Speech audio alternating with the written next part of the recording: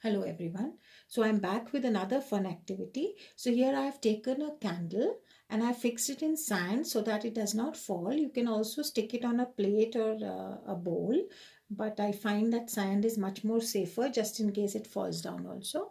So now I'm going to light it and you can see the candle flame developing, all right, because there is enough oxygen in this room, all right, so it is burning properly, all right, proper combustion is occurring, all right.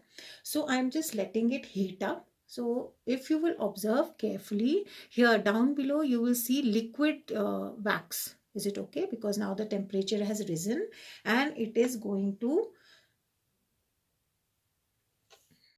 because now the temperature has risen and it is going to melt the wax, right?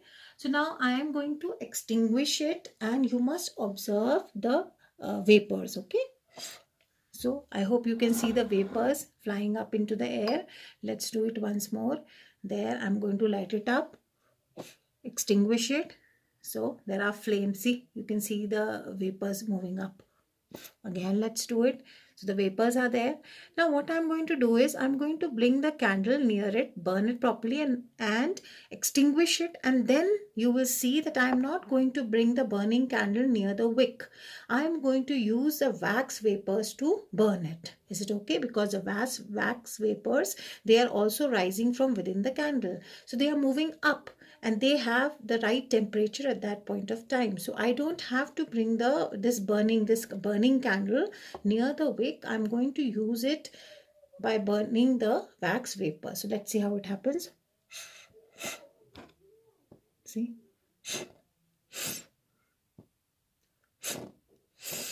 I don't have to bring it near the wick, all right? I'm using it to burn the wax vapors, all right? And we have to do this quickly before the wax vapors escape. So let's do it once more.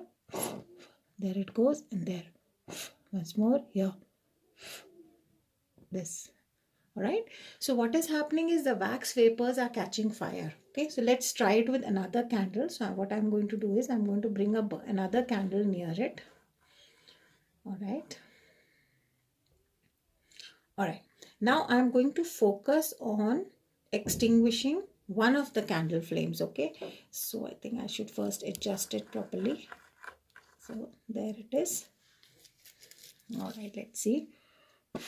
Extinguish it, and this is the candle flame nearby. Okay, it didn't burn, so let me heat it up once more.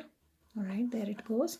Actually, we have to see the direction of the wax vapors also. The wax vapors should be towards the candle. So let's try this one. See, I did not bring it near the candle wick. I just brought it near the flame. All right, let's do it once more. See, it is the candle flames, the wax vapors that are catching fire. So let's do this once more.